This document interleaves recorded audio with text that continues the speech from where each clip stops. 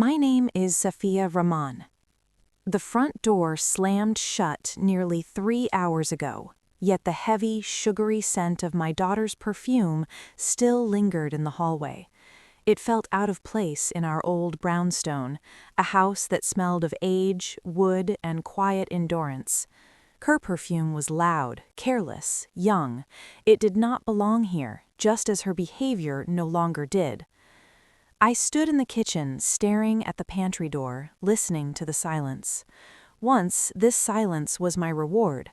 After long days bent over a sewing machine, stitching hems and repairing seams for other people, silence meant rest.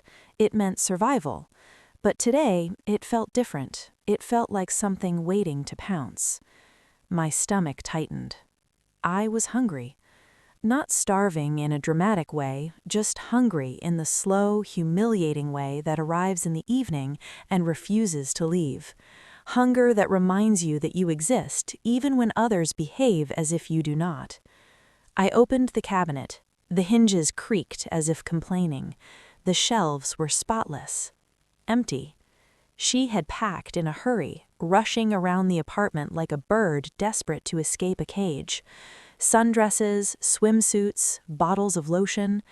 I remembered her stopping in the doorway, already wearing her sandals, holding out her hand. "Mom, give me your card, just in case. What if the ATM doesn't work?" "That's my entire check," I said quietly. "What am I supposed to live on?" She sighed loudly, annoyed. "You're always worrying. You have food, don't create problems, you'll be fine." And then she left. Off to the beach, to sunshine, cocktails, laughter, taking my money, my peace of mind, and, as I was now discovering, my food. She mentioned grain. I remembered that. I reached for the glass jar on the top shelf. I had labeled it years ago in careful handwriting. The jar felt wrong in my hand, too light. When I opened it, only a few sad grains lay at the bottom, not enough to cook. Not enough to survive. She had not checked, or she had checked and did not care.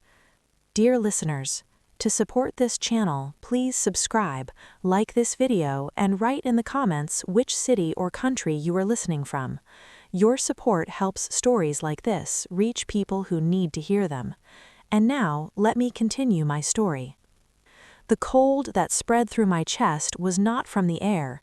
It was the realization that the child I carried, fed, clothed, and protected had grown into someone who saw me as disposable. I closed the jar and put it back. The sound echoed too loudly in the empty kitchen. I went into her room, hoping to find loose change. Chaos greeted me. Clothes draped over chairs, makeup scattered across the vanity, receipts crushed underfoot. I searched carefully, methodically, as one does when dignity has already been stripped away. Under a pile of papers, I found her travel documents.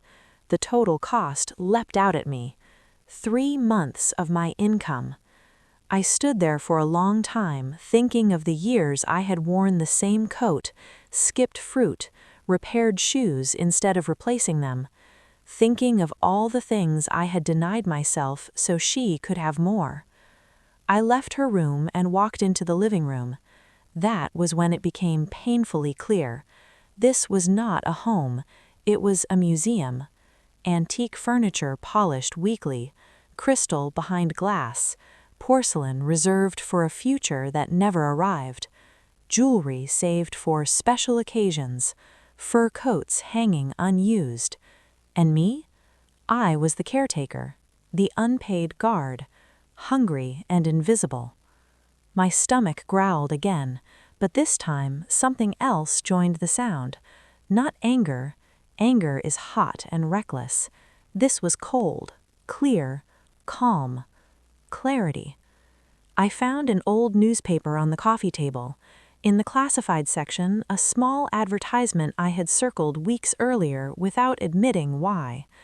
An antique buyer, honest prices, house calls. The phone felt heavy in my hand.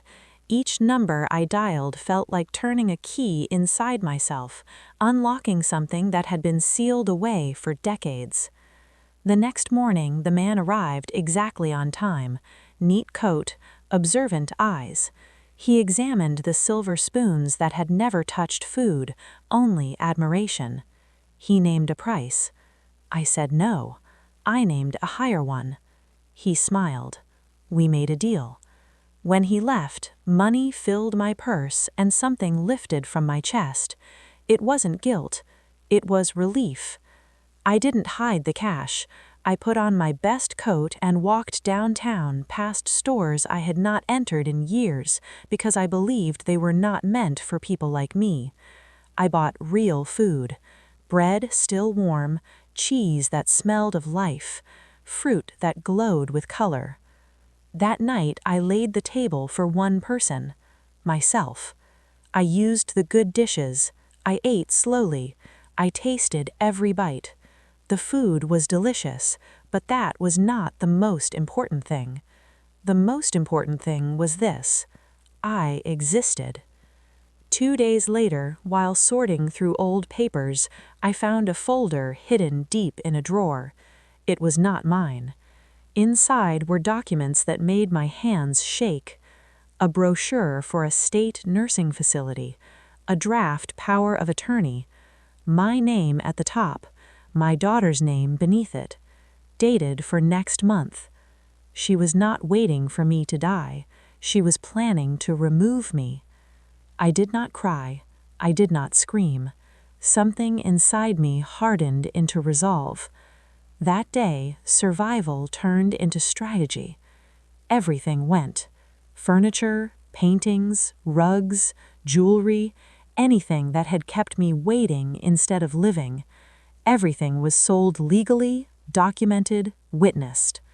The apartment grew lighter with every item that left. Air moved freely again. Light returned. The refrigerator filled until the shelves bowed. Not because I needed excess, but because I needed proof.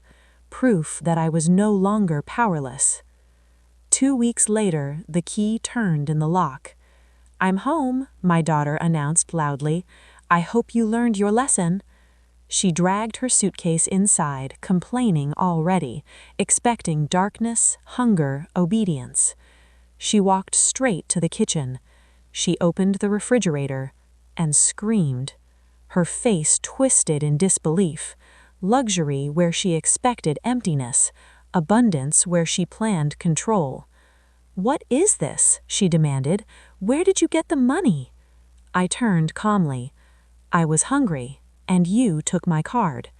She accused me of madness, theft. She threatened doctors and police. But witnesses arrived. Paperwork appeared. Truth stood firm. When I placed the nursing home documents in her hands, her confidence collapsed. I told her to leave. I told her the locks were changed. She screamed curses and left. The door closed. The silence returned. But this time it was peaceful. Now my apartment is not a museum. It is a home. I drink my coffee slowly. I eat when I want. I sleep without fear. I no longer save my life for someone else's future. Every bite tastes the same. Freedom. Thank you for listening.